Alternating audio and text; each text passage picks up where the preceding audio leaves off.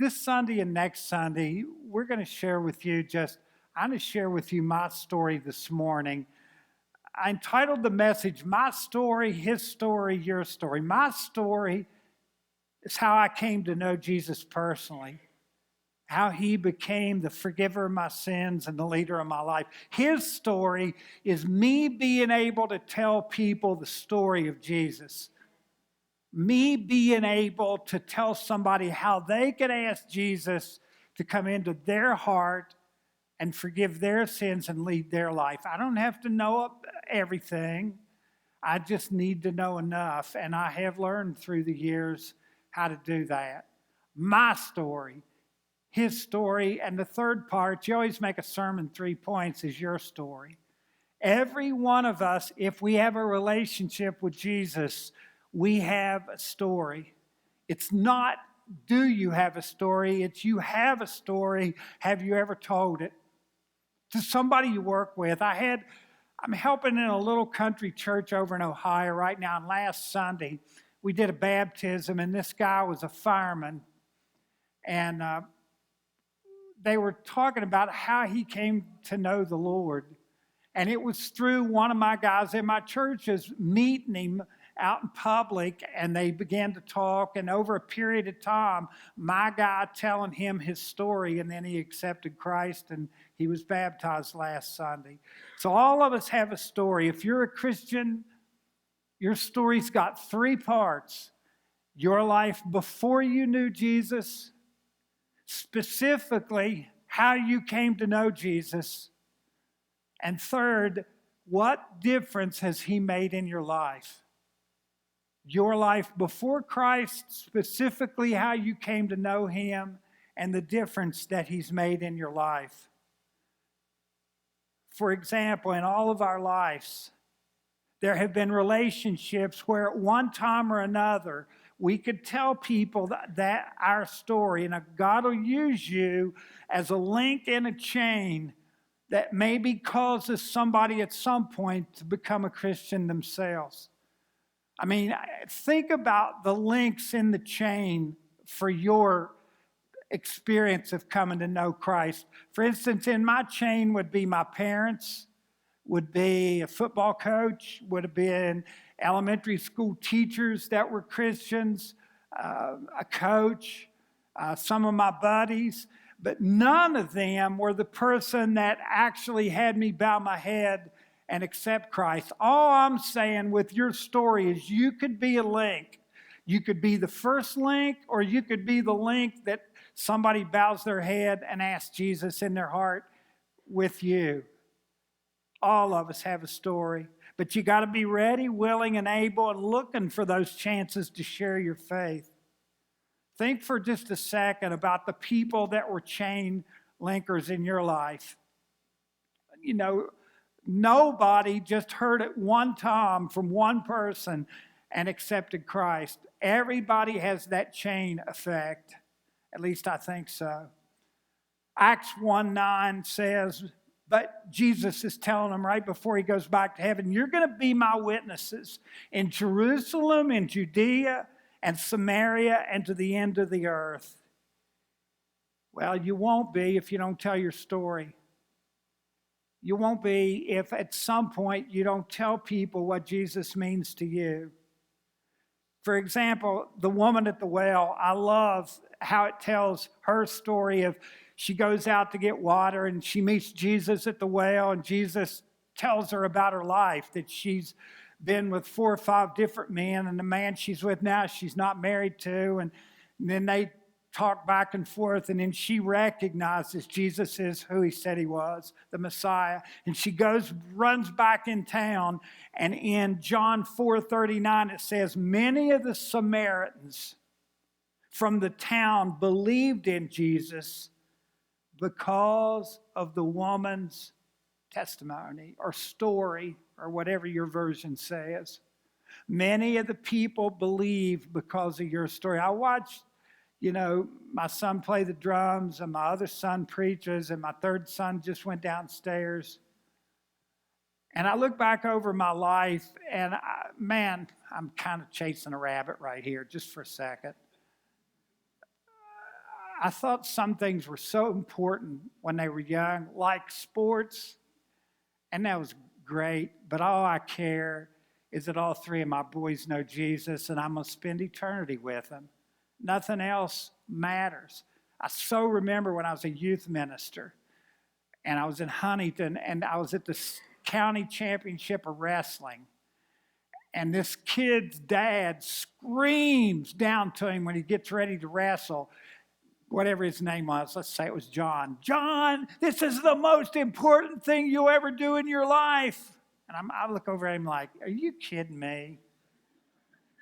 But he, his dad thought that. That was probably 30 years ago, and I wonder what he thinks now. How about the man that was blind and the story that Jesus gives him back his sight? Remember his story? In John 9, I think it's 25, he's being questioned by the religious leaders, the Pharisees.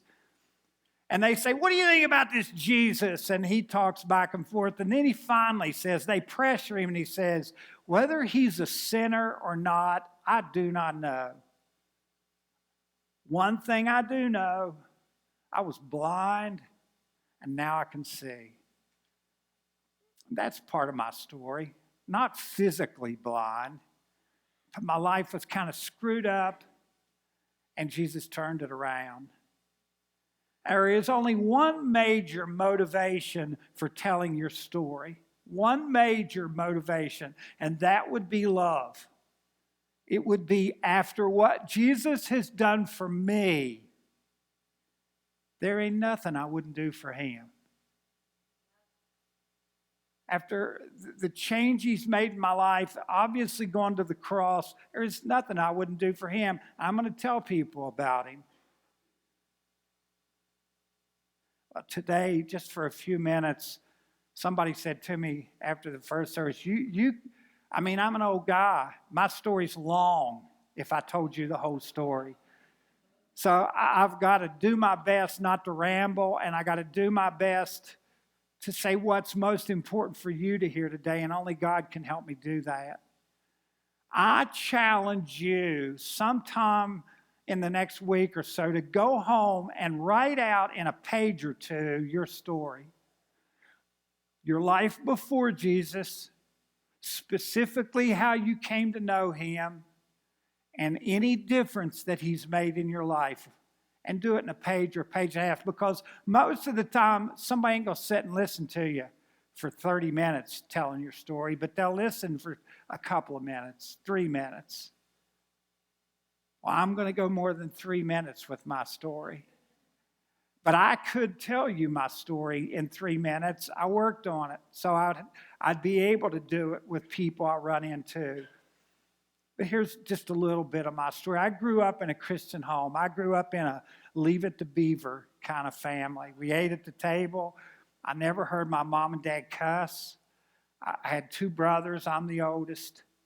Life was great until my mom came to me when I was 5 years old and said, tomorrow, you're going to kindergarten. I specifically remember I was watching Mr. Cartoon, and I said, Mom, no, I'm not. I don't want to go to kindergarten. I'm happy staying in my pajamas all day long. Don't want to go to kindergarten. But you'll learn to read and write and color, and you'll make friends. You'll love kindergarten. No, I won't. Well, you're going anyway. So I go to kindergarten, and the things that I remember most is I cried every day at kindergarten. I literally cried every day. I remember everything was on the floor. We had chairs, but for some stupid reason, we always sat in a circle on the floor. And you looked around at those kids, and they all looked little pointed heads. I don't know why I thought their heads were pointed, but they all looked like little pointed heads, and kindergarten's where I first time I had to go to the bathroom. So I get up to go to the bathroom. Oh, David, you have to raise your hand if you want to go to the bathroom. And when I'm watching Mr. Cartoon, I just get up and go to the bathroom. Do I have to hold up a 1 or a 2?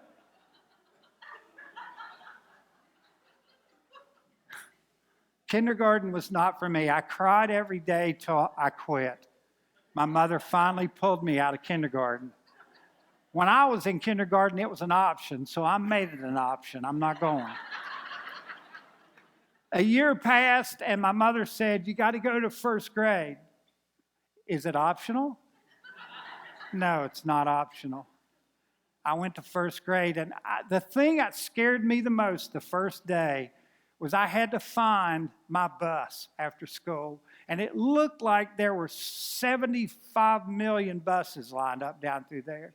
And they said, "Well, it's easy. All you got to do is find number 75. Well, that's great, but I don't know what a 75 is. And I just thought, I'll get lost, and I will be at this school till I'm 35 years old, looking for a 75. I remember we had to learn to read.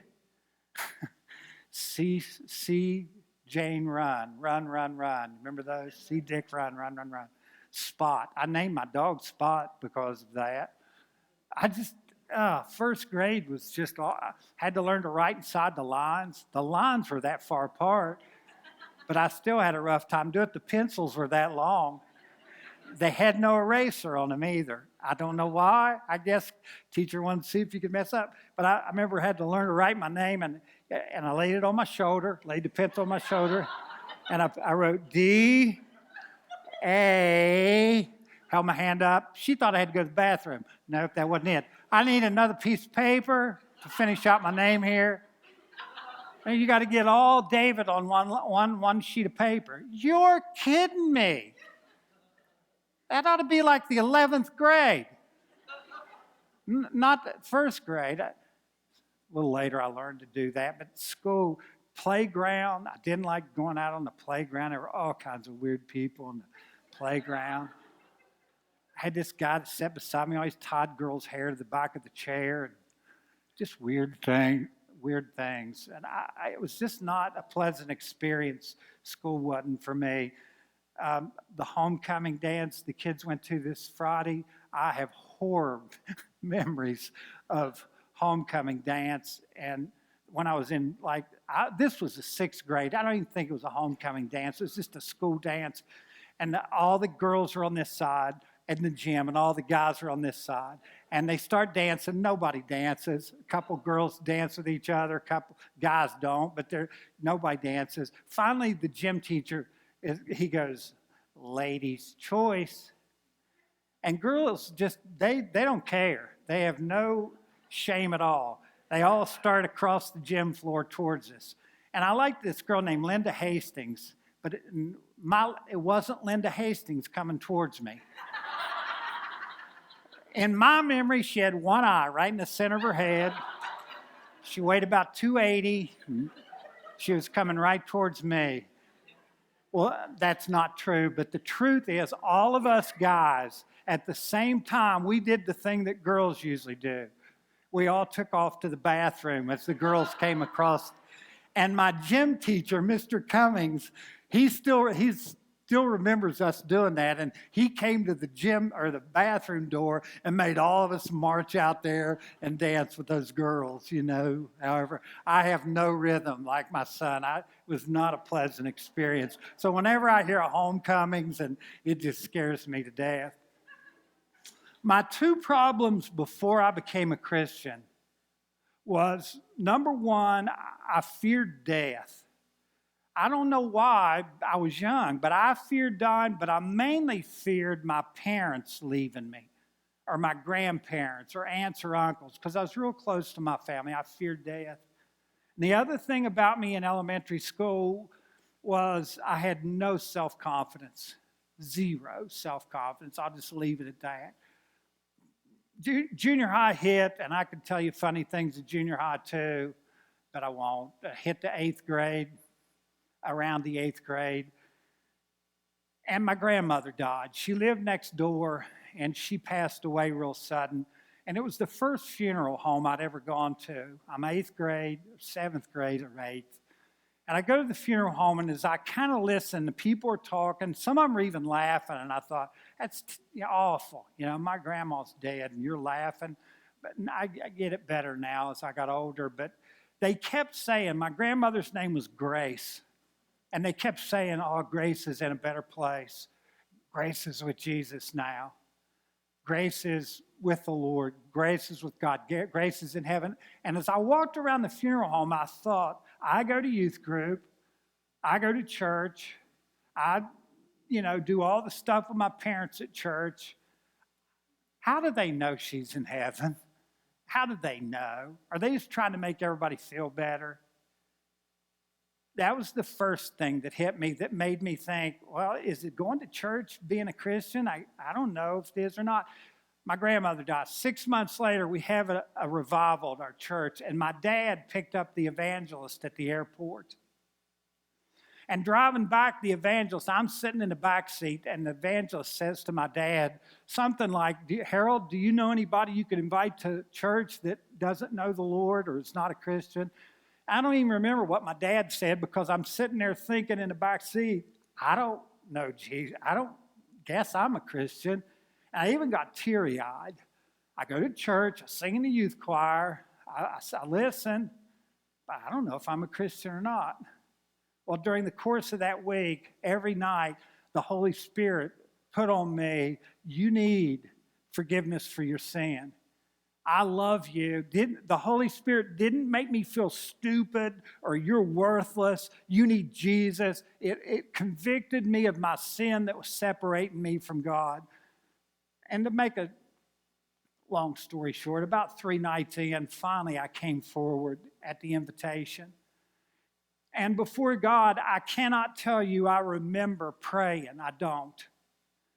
But remember I said in your story, here's how I tell people, how I'm specific with them. I say, I don't remember praying, but I must have prayed to ask Jesus, invited him into my heart to forgive my sins and lead my life. And the reason I know I did that was because from that day to this day, and I'm not bragging, it's just been true for me. I have never doubted that I was a Christian, that I was saved. A lot of people do have doubts. I don't know if it's good parents, my preacher, the Holy Spirit, I don't know. But I have never doubted that I was saved. Here's what I've doubted from age 8th grade to now. I've doubted I've been a very good Christian lots of times. And there's a big difference. I remember getting baptized, after the revival. I don't know if it's 3 weeks later, 6 months later, but all of a sudden God started helping me with those 2 areas that I had feared before. The one was death. I feared death no more. I've never feared death since. I don't know. It's almost supernatural. I mean, I don't like going to funerals. I don't like doing funerals, but I did my mom and dad's funeral, all my aunts and uncles, and funerals were not death. God's helped me deal with that. The other thing is my self-confidence. About 6 months after I became a Christian, football came into my life. And that doesn't sound very spiritual, but it was the first thing I was ever pretty good at. I was not good in school. But I was this size in the 8th grade. I was 6'2". Well, I may have weighed a little less than I weigh now, like 30 pounds, but I still weighed a lot. So I was automatically pretty daggone good. And I was a new Christian. I was in the 8th grade, and junior high went 7th, 8th, and 9th then. And I was on the football team, and we won our first game, won our second game, 3rd, 4th, 5th. Never lost a game till the last game of the year, and we played Kamak Junior High. And we went down to Kamak, and I was tying my shoe on the sideline. And I just started understanding I can pray and talk to the Lord anytime, not just at church or not just at night. So I'm tying my shoe. I remember this from 50 years ago. And I said, Dear Jesus, something like this. And I don't know if this is theologically sound or not. I'm just telling you it happened. I said, Jesus, help me to be a good athlete, and I will tell people about you. I will be a good witness for you. First quarter, no score. Second quarter, I'm the defensive end. and the quarterback for their team dropped back for a pass. And I looked in his eyes, and I could see he was going to throw a screen to the offensive end. So I just stood there. When he pitched it over, I intercepted it, and I ran to the goal line, and there was no goalpost. So I ran clear to the car that had brought us to the football game and back. We missed the extra point at 6-0. I didn't tell this in the first service, but I'm on the sideline so dang excited. I'd never even touched a football. I was a fat lineman, you know. And now it's 6-0, and they're hollering for the kickoff team. Kickoff team, kickoff team. I was on the kickoff team, but I was so excited I didn't run out there. Finally, the coach said, Easter. So I go out, and I'm standing there waiting for the kickoff, and the referee comes over to me and says, where's your mouthpiece? And I'd lost it in all my excitement. He said, get a mouthpiece. So the manager comes out. He doesn't have one. So my best friend, whose name's John Bell, he's on the sidelines. He goes, here, you can use mine. So I run back out that mouthpiece. I'm holding it in my hand, and I'm thinking, I'll just hold it. And the referee looks at me and says, put it in your mouth. And again, this is 50 years ago. I still remember what it tasted like. I still remember the temperature of it, that it was warm. Warm, wet, and wild.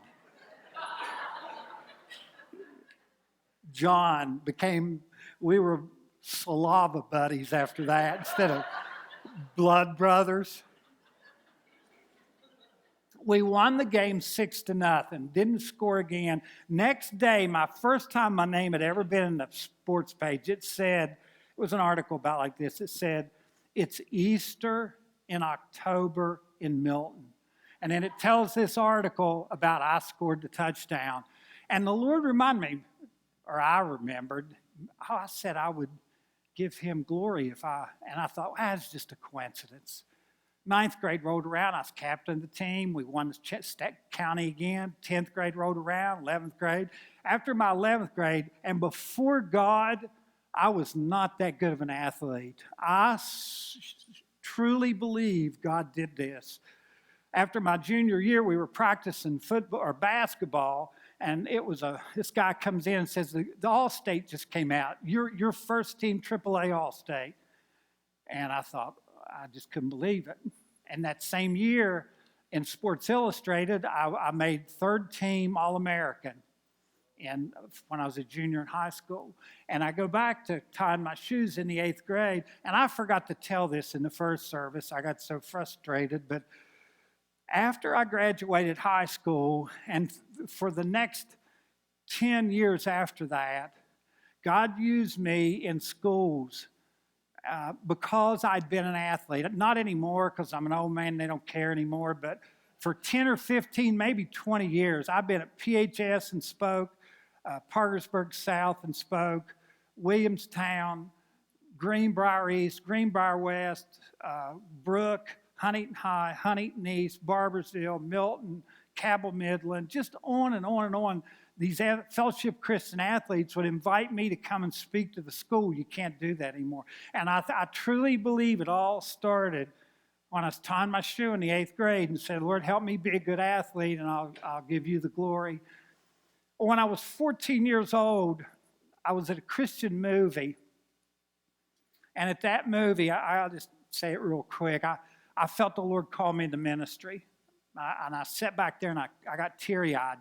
Movies down, darkness, nobody saw me. But I just heard the Lord say to me, I want you to be a youth minister. And I went home and I didn't tell my mom and dad. I didn't tell anybody. And the next 2 or 3 years of high school, my priorities were girls, cars, or sports and cars. And then the Lord was fourth in there. And I went to youth group, and I didn't do anything terribly stupid, but God was not number one in my life. I graduate from high school. I supernaturally get this full scholarship to this Christian college. And that summer, before I was to leave to go play ball in August, I worked out with this buddy of mine. I worked in a lumber yard, and then at 5, we'd meet at the high school and lift weights and run. And every day we do that, he would say to me, why don't you go to Marshall with me? Why don't you just decide to go? He was already a sophomore at Marshall, and we'd played ball together in high school. Now, he was always kind of my hero. He was 2 years older than me. And I kept saying, well, I kept hearing the Lord say to me, tell him why you miraculously got this scholarship. Tell him about me. And I didn't have the guts to do it. I just, no better, easier way to say it, or I didn't have the guts. And every day he'd talk about, go to Marshall with me. I'm in a fraternity. I can get you this, and we can do that. Come on, go to Marshall with me. The last day we worked out, we showered at the school. He said, I want to take you home. And he said, I got a new car. And he had a new Mach 1 Mustang. And we got in the car, and I heard the Lord say to me, tell him about me, whatever that meant. Just tell him you got this scholarship and you're a Christian. And basically, when he would ask me why, I would lie to him. I'd say, I want to get out of this little town. I want to get away from my girlfriend. I want to get away from my parents. All those were lies where I just needed to tell him, but I just didn't have the guts to tell him my story. He takes me home that day. He sticks his head out the window at some point to blow dry his hair, and he looks over at me and he says, I'm going to ask you one more time, go to Marshall with me. And one more time I had a chance to tell him about Jesus, and I didn't. He goes to Marshall, I go to Wheaton. November 14th, 1970, we played Augustana College. We got beat 14-12. The quarterback for Augustana was Kenny Anderson. He ended up being the quarterback for the Bengals later on. And we were in the dorm, and I was beat up and tired, and it was 20-10. I was in my dorm room, and it came across the bottom of the screen, plane crash in West Virginia.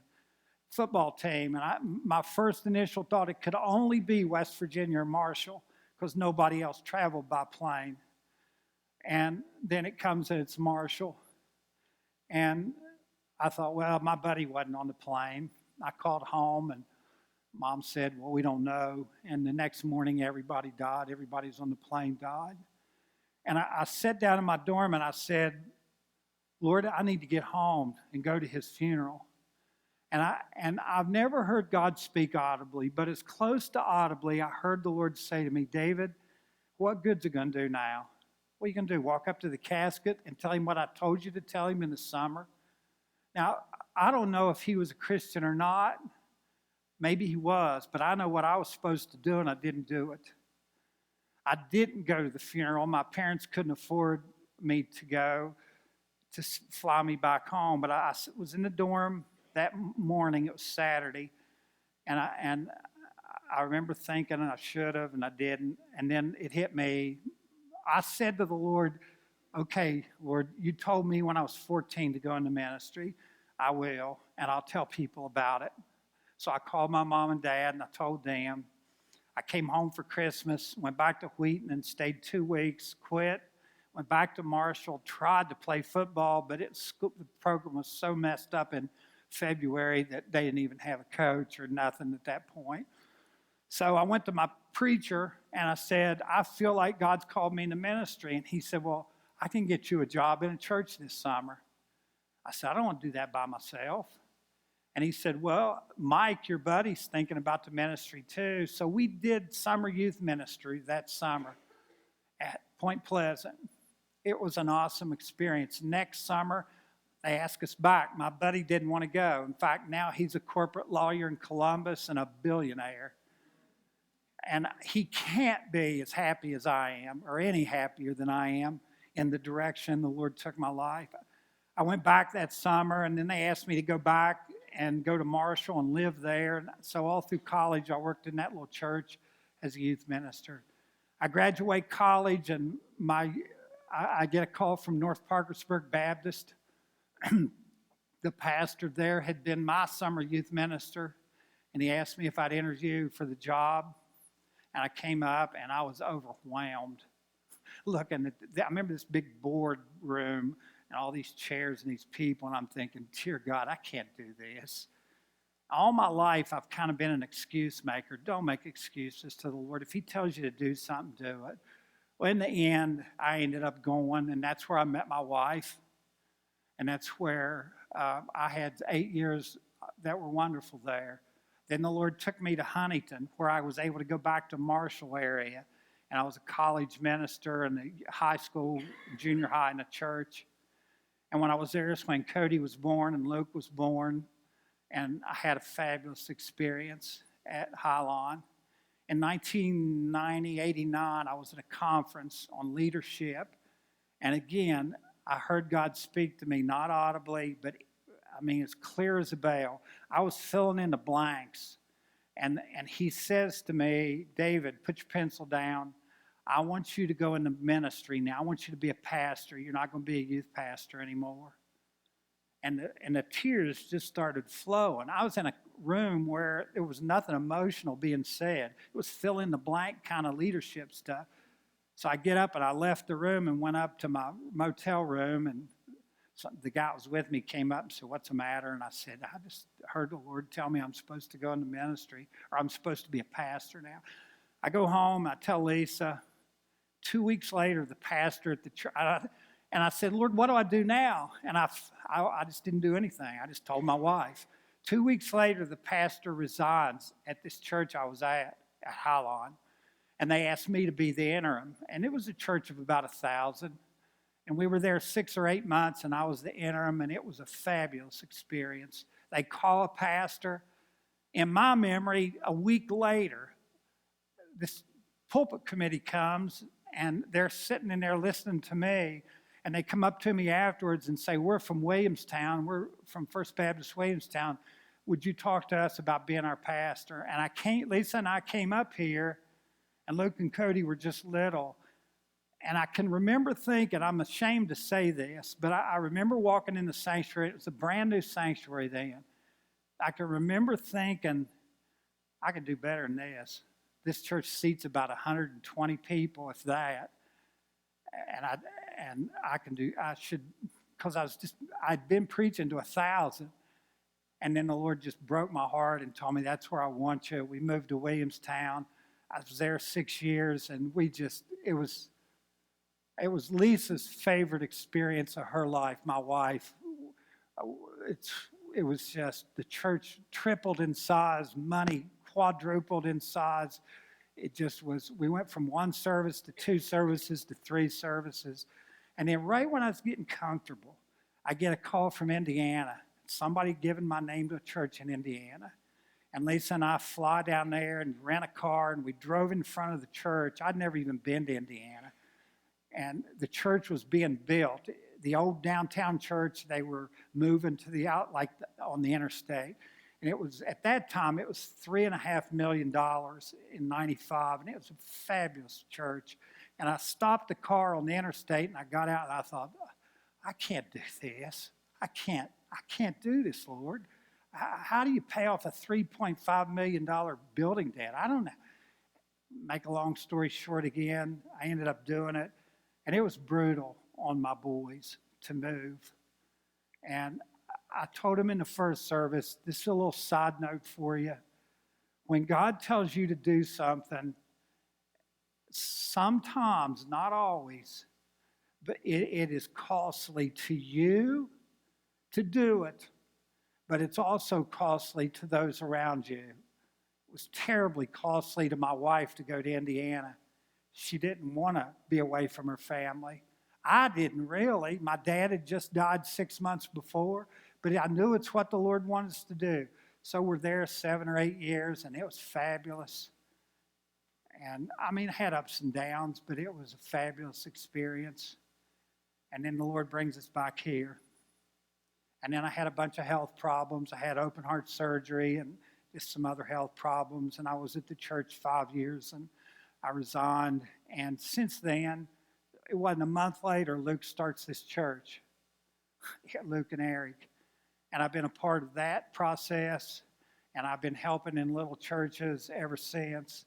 But what I just want to tell you, or I want you to go home thinking about, is that you have a story. And if you don't, then you need to come to know Jesus personally. And if you do, I just want to challenge you to put it on paper. I'm not saying you'll read it to somebody. It may just be for you to put on paper. Before you knew Jesus, when you came to know him, and any difference. He's made a zillion differences in my life, but two I pick out is the fear of death, and he gave me the confidence over the years that I didn't have before. There's lots of other things too, but those are two that I remember the highest. Don't wait till it's too late. Just if you want to put your life on simple terms, it's just what Jesus, they asked Jesus, what's the most important commandment? And he said, love God and love people. Your kids' athletics are important, and athletics made a big difference in my life. But I have never done a teenager's funeral where they said, my son was a great basketball player or a great football player. All they wanted to know was, did their son know Jesus? You got to tell me. I can't tell you. And I've had it both ways. And it is brutal. So anyway, just tell your story and start it with your family. Let's pray.